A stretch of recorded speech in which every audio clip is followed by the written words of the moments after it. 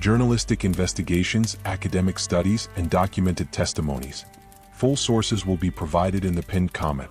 The Philippines hides Asia's most violent extreme Catholicism, where people voluntarily crucify themselves with real nails, healers perform fraudulent surgeries, and supernatural creatures terrorize 110 million people. Which city are you watching from? Because what you're about to discover about the Philippines will shatter your image of this country as just a tropical paradise with Caribbean beaches in Asia. In the next few minutes, you'll discover exactly how believers nail themselves to wooden crosses, spilling liters of real blood, psychic surgeons extract fake tumors with magic tricks charging thousands of dollars, vampires called aswang are accused of real murders, and evangelical churches supported a drug war that killed 30,000 people. All of this operating openly in a country that the world considers only a powerhouse of nursing and call centers. Number 1. Real crucifixions, when faith turns into bloody self-destruction. While the world associates the Philippines only with paradise beaches and cheap labor, every year on Good Friday between 8 to 15 Filipinos voluntarily crucify themselves with 10 cm steel nails piercing their hands and feet in a public ritual that attracts 15,000 to 20,000 spectators. This is not theatrical performance, it is extreme self-flagellation that leaves permanent physical scars.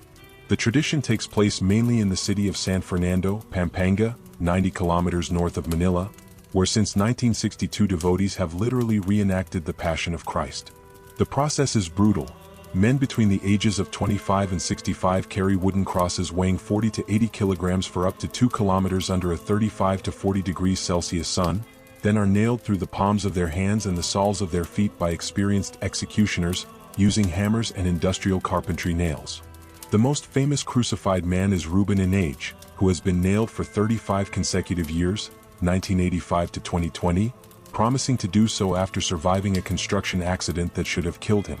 He described in interviews that the pain is unbearable for the first 30 seconds when the nails pierce the flesh and nerves, then adrenaline and shock temporarily ease it. Inage has developed permanent scarring, nerve damage in his hands, and severe arthritis in his wrists. The most disturbing aspect is that the Philippine Catholic Church has officially condemned these crucifixions since 1962, declaring them excessive popular devotions that distort the Christian message. But civil authorities allow them on the grounds of religious freedom and cultural tourism. The practice attracts thousands of foreign tourists who pay $50 to $200 for VIP experiences, including close-up photos and privileged access. Number 2. Public self-flagellation. 50,000 Filipinos bleeding in the streets. But the Philippines goes beyond crucifixions. During Holy Week, an estimated 50,000 to 80,000 penitents called flagellants march through the streets of multiple Philippine cities, violently whipping themselves with metal chains, broken glass, and wood with nails until they spill liters of blood that turn the asphalt into red rivers.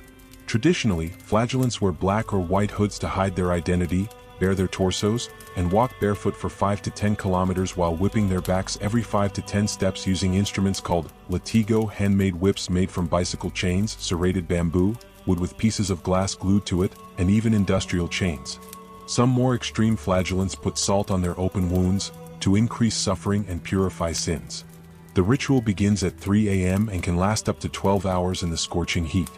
Participants report that after 30 to 60 minutes of continuous whipping, their backs are completely lacerated with skin hanging in strips, muscles exposed, and blood running down to their feet.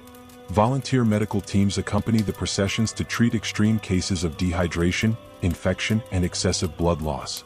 Documented cases include participants who developed sepsis, generalized infection, lost shoulder mobility due to permanent muscle damage, and suffered severe psychological trauma.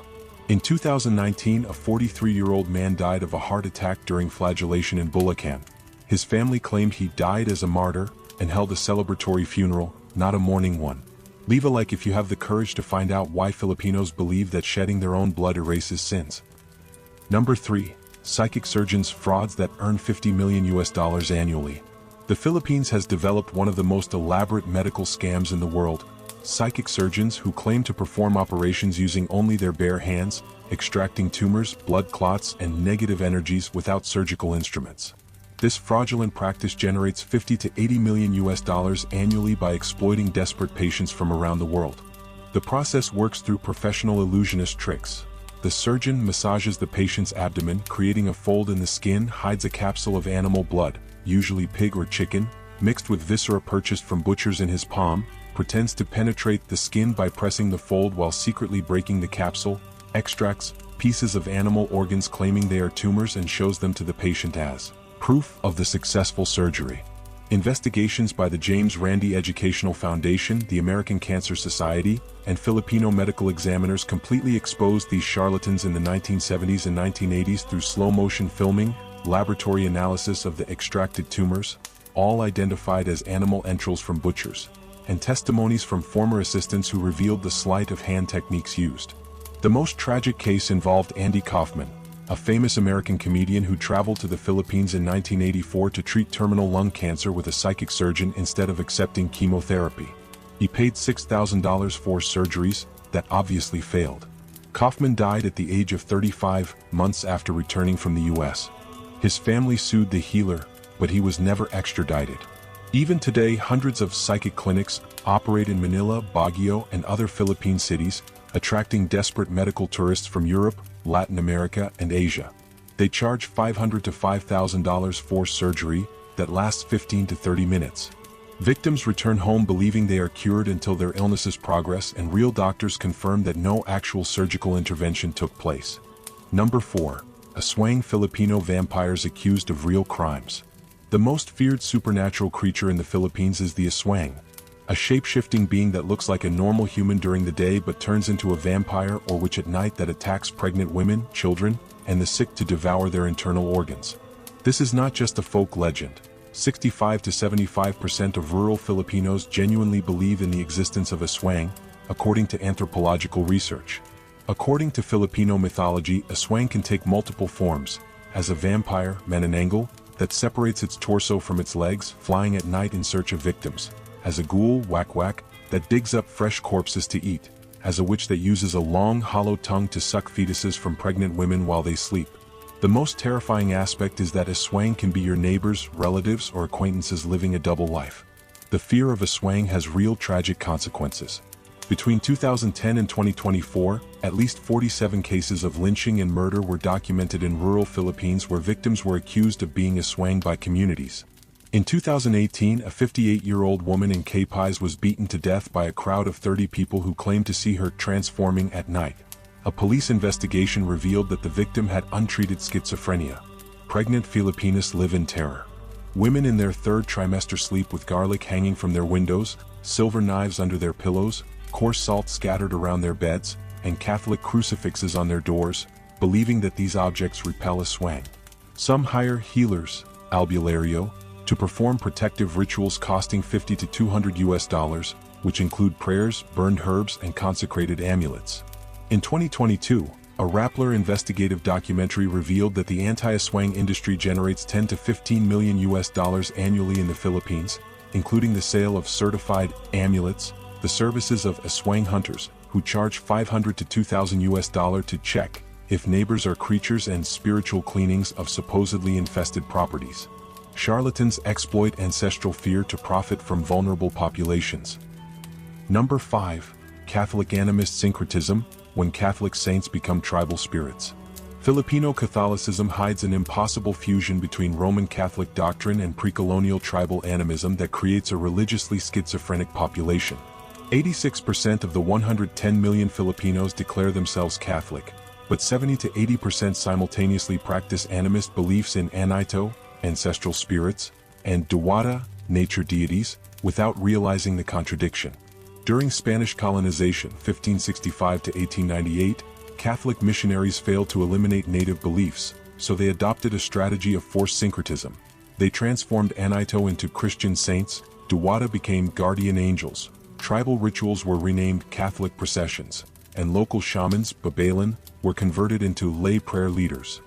The result is a form of Filipino Catholicism that is unique in the world, where the faithful pray Catholic rosaries to invoke ancestral spirits, crucifixes are used as amulets to protect against tribal demons, holy water is mixed with native herbs and healing rituals, Catholic saints are syncretized with animist deities, Santo Niño equals Diwata of fertility, Saint Michael equals tribal warrior. Would you attend a Catholic Mass where the priest invokes spirits of nature? Documented cases show Filipino Catholic priests performing harvest blessings that mix Latin liturgy with invocations to Diwata of the crops, baptisms where holy water is mixed with ashes from tribal ritual fires, and weddings where bride and groom wear animist amulets under Catholic vestments. Filipino bishops are aware of these practices but turn a blind eye because 80% of the rural population practices this syncretism. The most disturbing aspect is that traditional healers called albulario operate as an informal extension of Filipino Catholicism. They use crucifixes, pray Hail Marys, and quote Bible passages while preparing potions with animal blood, performing rituals to invoke the dead, and charging $20 to $100 for spiritual healings that mix Catholic faith with tribal black magic. Number 6. Black Nazarene, the world's most dangerous Catholic procession. Every January 9th, Manila hosts a religious event that kills and injures hundreds annually, the Black Nazarene Procession, where 8 to 20 million devotees try to touch a dark wooden statue of Jesus Christ, believing that physical contact cures diseases, solves problems, and grants miracles. This fanatical devotion results in crushes, heart attacks, and violent riots.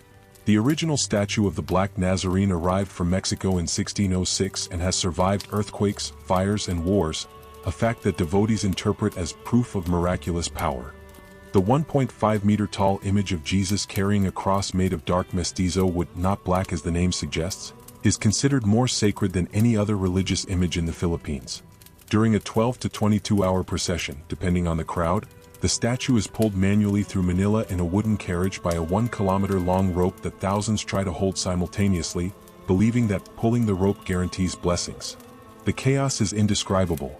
Crowds compress to a density of 10 to 15 people per square meter, temperatures of 32 to 38 degrees Celsius, mass dehydration, trampling, and collective fainting. Official statistics from the Philippine Red Cross record annually during the procession: 3,000 to 5,000 medical treatments, 800 to 1,200 injuries, fractures, crushing, severe dehydration, 15 to 30 critical hospitalizations, and 2 to 5 deaths, heart attacks, fatal trampling. In 2017, 2 women were crushed to death when the crowd panicked and a human stampede resulted in 47 serious injuries. The most disturbing aspect is that devotees called mamasan, hardcore devotees, prepare for this procession all year round. They train their physical endurance, fast for 40 days before the event, make promises to walk barefoot, and some even voluntarily crucify themselves days before as spiritual preparation. They believe that the greater the suffering during the procession, the greater the divine reward. Number 7. Duterte and evangelical narco-politics, 30,000 dead, with God's blessing. The darkest aspect of modern Filipino religiosity is how evangelical churches have systematically supported President Rodrigo Duterte's 2016 to 2022 war on drugs, which has resulted in 30,000 plus extrajudicial killings. Pentecostal pastors publicly declared that killing drug users was God's work of national purification. Duterte, a nominal Catholic who made scandalous confessions about personal murders, cultivated strategic alliances with evangelical megachurches such as Iglesia ni Cristo, Church of Christ, with 3 to 5 million members, and Jesus is Lord Church with 2 to 3 million followers. These churches command block voting, where religious leaders order the entire congregation to vote for a specific candidate, a practice that decides Philippine elections. In exchange for electoral support, Duterte promised to exterminate 3 million drug users, using apocalyptic religious language. I will fill Manila Bay with 100,000 corpses of criminals, and Hitler killed 3 million Jews, I will kill 3 million addicts. Evangelical pastors applauded these statements as strong prophetic leadership necessary to cleanse the nation of sin. Between July 2016 and December 2022, an estimated 30,000 Filipinos were summarily executed by police or death squads without trial. The victims were mostly poor people from the slums of Manila who were accused of involvement with drugs, many without evidence. Human Rights Watch, Amnesty International, and the UN condemned these actions as crimes against humanity, but Philippine evangelical churches defended them as divine justice. The most shocking case involved Kian de los Santos, a 17-year-old student executed by police in August 2017 who planted a gun and drugs on his body. CCTV footage showed Kian being dragged away by officers minutes before the shooting. A famous evangelical pastor defended the execution in a televised sermon, saying that, if he was on the streets at night, he was involved in crime and deserved to die as a warning. 3 police officers were convicted, but evangelical churches declared them persecuted martyrs. Number 8. Economy of superstition, $2 billion spent on miracles. The Philippine economy loses between $1.8 to $2.5 billion annually because the population spends resources on extreme religious promises, costly pilgrimages, paid miracles, and consultations with fraudulent healers instead of investing in public health, education, and infrastructure. This phenomenon drains 1.2 to 1.8% of the national GDP into a parallel spiritual economy. Subscribe to the channel and find out more about how extreme Catholic countries turn faith into a billion-dollar industry.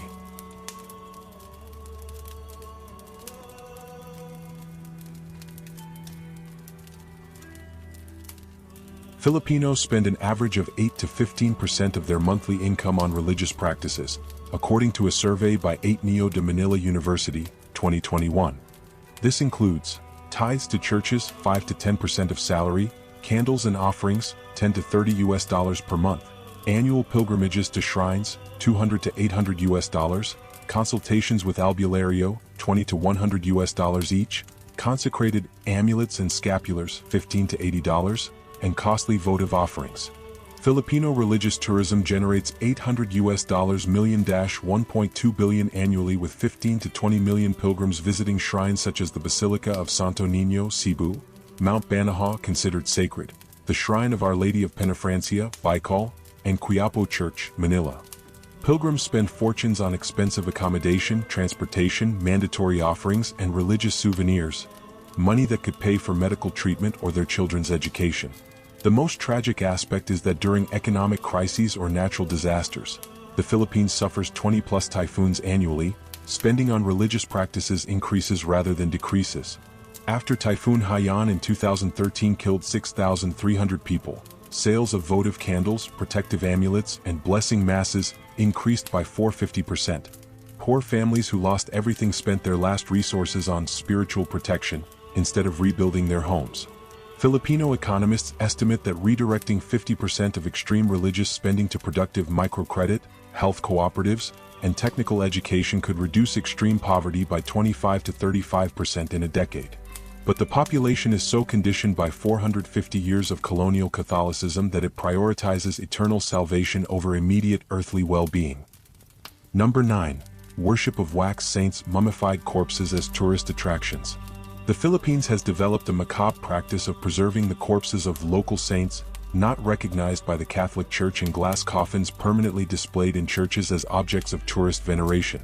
These naturally mummified or wax-preserved bodies attract millions of pilgrims who touch the glass, leave offerings, and ask the dead for miracles. The most famous example is Saint Rose of Lima in the Museo de Intramuros, Manila. Not the official Peruvian saint, but a local Filipino nun who died in 1624 and whose body was preserved using colonial embalming techniques involving resins, beeswax, and spices. The 400-year-old corpse remains in a glass chapel where devotees leave letters, flowers, and money asking for intercessions. Traditionally, when a person considered holy dies in rural Philippines, the community refuses to bury the body, waiting for the Catholic Church to declare beatification. While they wait, a process that can take decades or centuries, the body is preserved through natural mummification in an open coffin in humid and warm churches, creating partial decomposition that devotees interpret as miraculous incorruptibility. The most disturbing case involves Blessed Pedro Calungsod, a young Filipino who was killed in Guam in 1672 and beatified only in 2000, 328 years later. For centuries, multiple Philippine churches claim to possess authentic relics of him: teeth, bones, hair, blood-stained clothing. DNA analysis in 2012 revealed that 80% of the relics were fakes: animal bones, other people's teeth, artificially aged modern fabrics. Investigations have uncovered a black market for holy relics in the Philippines worth $5 to $10 million annually. Counterfeiters steal bones from poor cemeteries, chemically treat them to make them look old, and sell them to rural churches as authentic saint relics for $500 to $5,000. Churches buy them without verification because relics attract paying pilgrims who leave lucrative donations. Number 10. Violent Catholic exorcisms, when ritual becomes torture. The Philippine Catholic Church performs an estimated 10,000 to 15,000 exorcisms annually, an extraordinarily high number compared to other Catholic countries. But the most terrifying aspect is that many of these exorcisms are unauthorized violent rituals performed by priests without proper training that result in severe physical and psychological trauma. According to the Code of Canon Law, exorcisms can only be performed by priests specially authorized by the bishop after medical and psychiatric evaluation of the victim. But in rural Philippines, local priests perform improvised exorcisms based on animist superstitions disguised as Catholic rituals, including tying up the possessed, forcing them to drink holy water mixed with salt until they vomit, and forced fasts of 3 to 7 days. The typical Filipino exorcism ritual lasts 4 to 12 hours and involves tying the possessed to a chair with ropes or chains, violently sprinkling holy water on their face, shouting prayers in Latin and Tagalog, forcing the victim to swallow consecrated hosts, burning incense near the nose until temporary suffocation, and in extreme cases, light touches with crucifixes heated in flames to burn demons. Documented cases show victims developing PTSD, post-traumatic stress disorder, severe religious phobias, and permanent physical damage. In 2015, a 32-year-old woman died during an exorcism in Pangasinan after a priest forced her to drink 5 liters of holy water consecutively, causing hyponatremia, fatal dilution of blood sodium. The priest claimed that the demon resisted and was transferred to another parish without criminal punishment.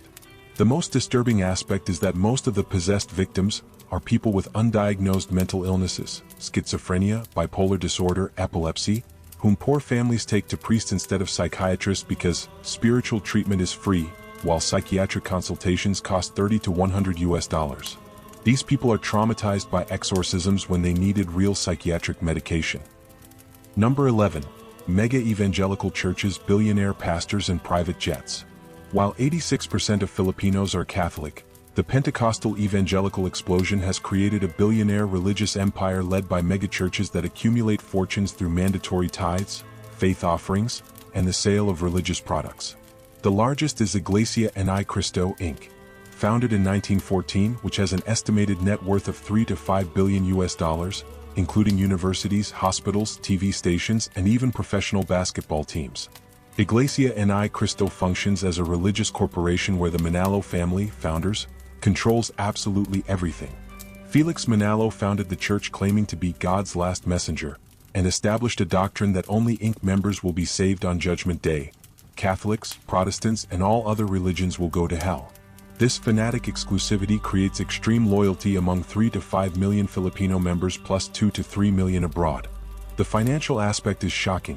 Inc. members must donate handog, tithes, of at least 10% of their gross salary plus special offerings during 52+ mandatory annual services. Missing services without medical justification can result in correction, public reprimand, or expulsion.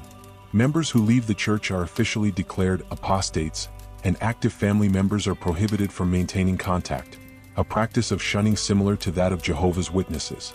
Journalistic investigations have revealed that Inc. leadership lives in scandalous luxury. Eduardo Manalo, current leader, owns a mansion valued at $50 million in San Juan, Manila, a collection of Lamborghini and Ferrari sports cars, a $60 million Gulfstream G550 jet, and shops in Paris and Dubai. Meanwhile, 60% of Inc. members live below the poverty line but continue to donate faithfully, believing that sowing in God's work will guarantee eternal reward. Another empire is Jesus is Lord Church Worldwide, founded by Pastor Eddie Villanueva, who also became involved in politics by creating the CIBAC, Citizens Battle Against Corruption, party, which elected multiple congressmen. The church has a 10,000-seat arena, a 24-hour TV network, a book publisher, and a gospel music label. Villanueva ran for president in 2004 and 2010 using the church as his electoral base, a practice that is technically illegal but has never been punished. Number 12. Trafficking in sacred relics, black market for saints' bones. The Philippines has a thriving black market for sacred relics, where bones supposedly from saints, pieces of the cross, thorns from Christ's crown, and drops of martyrs' blood are sold for $500 to $50,000 to churches, collectors, and fanatical devotees. An estimated 90% of these relics are elaborate fakes but are purchased without verification. Traditionally in the Catholic Church, relics are classified into 3 classes. First class, body or part of the body of a saint. Second class, object used by the saint such as clothing or instrument of martyrdom. Third class, object that touched a first or second class relic. Prestigious churches around the world have relics authenticated by the Vatican with certificates of authenticity. But in the Philippines, relics are manufactured industrially by criminal networks that desecrate poor cemeteries, steal human bones from 50 to 100 years ago, treat them with chemicals for artificial aging, and create false documentation claiming they are fragments of Saint Lorenzo Ruiz, the first Filipino saint canonized in 1987, or other local martyrs.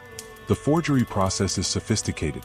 Bones are treated with tannic acid and exposed to the sun for weeks to make them look centuries old, then placed in silver or gold reliquaries purchased from jewelry stores, accompanied by forged certificates of authenticity, with fake ecclesiastical seals and invented stories about the relic's origin. Rural churches eagerly buy them because relics attract wealthy pilgrims from Manila. Documented cases include a fragment of the True Cross, sold in 2019 for $15,000 to a church in Mindanao, which carbon-14 analysis revealed to be wood from a tree cut down in the 1950s. Blood of St. Rose of Lima, in a glass vial sold for $8,000 that laboratory tests identified as goat blood mixed with red wine. Tooth of St. Peter Calungsod, sold for $5,000 that was a chemically treated pig molar. The Philippine Catholic Church publicly admits that it cannot control this black market. In 2018, the Catholic Bishops' Conference of the Philippines, CBCP, issued a pastoral letter warning the faithful about an epidemic of fake relics, but it was largely ignored because the population prefers to believe in miracles rather than accept that they have been deceived. Resistance and final reflection. Number 13. Secular resistance, young Filipinos questioning 450 years of fanaticism. A new generation of urban, educated, and internet-connected Filipinos is challenging the absolute dominance of extreme Catholicism over society. They have realized that while the entire nation literally crucifies itself, consumes medical frauds, and spends billions on superstitions, real problems such as extreme poverty, 20% live on less than $2 per day, systemic corruption, and recurring natural disasters remain unsolved. These young people create online movements such as Filipino Freethinkers, founded in 2009, with over 50,000 members who promote critical thinking, secularism, and real separation between church and state. They organize public debates questioning extreme Catholic practices, document fraud by psychic healers, and denounce financial exploitation by evangelical megachurches. The movement gained momentum after a 2017 scandal when Filipino freethinkers exposed a network of psychic surgeons in Baguio through undercover investigation with hidden cameras. Videos showing sleight-of-hand tricks went viral with over 15 million views, resulting in the closure of 47 fraudulent clinics and the arrest of 13 charlatans. It was the first significant victory of rational thinking over Filipino superstition. Elite Philippine universities, Ateneo de Manila, University of the Philippines, de La Salle, began offering courses in critical thinking and religion that teach students to question dogmas without evidence. Teachers report that students who learn the scientific method often abandon extreme practices such as promises of self-flagellation, consultations with albulario, and beliefs in aswang. The movement faces violent resistance. In 2020, atheist activist Carlos Celdran was arrested for offending religious sentiments after protesting inside Manila Cathedral against the Catholic Church's influence on reproductive politics. The Philippines prohibits divorce and abortion due to Catholic pressure. He was sentenced to 1 year in prison but fled to Spain, where he died in 2019. His case exemplifies how criticism of religion can still result in legal persecution in the Philippines. Number 14. Social cost of extreme Catholicism: millions imprisoned for their faith. Extreme Filipino Catholicism has created a dysfunctional society where critical decisions are based on religious dogma rather than scientific evidence, resulting in disastrous public policies that keep 110 million people imprisoned by colonial superstitions from 450 years ago. The Philippines is the only country besides the Vatican where divorce is completely illegal. Women in abusive marriages can only seek an annulment costing $3,000 to $10,000, a poor family's annual income, and taking 5 to 10 years of bureaucratic proceedings. This ban exists purely due to pressure from the Catholic Church, which declares divorce a mortal sin. The result: 60% of Filipino women in abusive relationships are trapped with no legal way out. Abortion is a crime in all circumstances, even in cases of rape, incest, or risk to the mother's life. Filipino women who have abortions can be sentenced to 6 years in prison. Result: 1,000 to 2,000 women die annually from clandestine abortions performed in unsanitary conditions using coat hangers, toxic herbs, and veterinary drugs, according to the Philippine Department of Health. The Catholic Church celebrates these laws as a victory for life, ignoring the actual deaths. Sex education is banned in public schools due to pressure from Catholic and evangelical religious groups who claim that teaching about contraception encourages promiscuity. The result: the Philippines has one of the highest rates of teenage pregnancy in Asia. 15% of girls aged 15 to 19 are already mothers, and an HIV epidemic that grew by 140% between 2010 and 2020. But the Catholic Church blocks the distribution of free condoms, claiming that they promote immorality. The most tragic aspect is that during natural disasters, 20-plus typhoons annually kill hundreds, the government and population prioritize prayers and masses over scientific preparation and infrastructure. After Typhoon Haiyan, 2013, killed 6,300 people, Filipino bishops declared that the disaster was divine punishment for legalizing contraception, RH law passed in 2012, rather than recognizing that it was caused by climate change and a lack of efficient warning systems. Economists estimate that extreme religious policies cost the Philippines $8 to $12 billion annually in lost productivity by women trapped in abusive marriages, medical expenses for complications from clandestine abortions, preventable HIV treatment, and reconstruction after disasters that could be mitigated with adequate infrastructure. But no politician dares to challenge the church because it means electoral suicide. Number 15. Syncretism as a tool of colonial domination. Filipino Catholic animist syncretism was not a natural fusion. It was a deliberate tool of colonial domination where Spain, 1565 to 1898, and later the US, 1898 to 1946, used religion to keep the population submissive, docile, and unable to question authority. This 450-year psychological manipulation created a culture of religious fatalism that persists today. During Spanish colonization, Catholic friars, Franciscans, Dominicans, Augustinians, Jesuits, were not only missionaries, they were colonial administrators who controlled land, collected taxes, and punished heretics. They turned tribal chiefs, datu, into Catholic tax collectors, harvest rituals into patron saint festivals, and indigenous resistance into demonic possession that justified violent exorcisms. The result was a Filipino population that learned that earthly suffering is God's will and therefore should not be questioned. Religious authority is absolute and disobedience results in eternal damnation. Poverty is a cross to be borne, rather than an injustice that can be fought. Miracles solve problems rather than organized human action. This psychological conditioning explains why Filipinos accept massive political corruption. The Philippines ranks 115th out of 180 in the 2023 Corruption Perceptions Index. Extreme labor exploitation. 11 million Filipinos work abroad in conditions analogous to modern slavery, and brutal economic inequality. 40 families control 76% of the national wealth. When the population believes that suffering is a test from God, it does not rebel against real oppressors. The Philippine Catholic Church maintains this system because it benefits from it. It is the largest owner of private non-agricultural land in the country, operates 500-plus expensive private schools, receives billions in donations annually, and has the political power to block any reform that threatens its privileges. It has sold spiritual resignation as a Christian virtue when in fact it is a tool of social control that keeps the elite in power and the masses in poverty. Number 16. Filipino awakening. Choose between reason and tradition. After learning about these 16 dark aspects of Filipino spirituality, one question remains. To what extent do we allow 450 years of religious colonization to continue controlling the destinies of 110 million people in the 21st century? The Philippines proves that when extreme Catholicism merges with animistic superstitions and is exploited by unscrupulous politicians, the result is a society incapable of solving problems through rationality.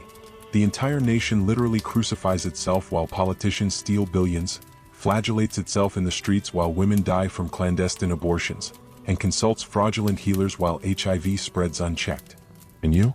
How many sacred traditions in your country exist only because no one has the courage to question them, even when they cause real and measurable suffering? The price of living imprisoned by colonial beliefs imposed centuries ago is always limited freedom, impossible progress, and perpetuated suffering.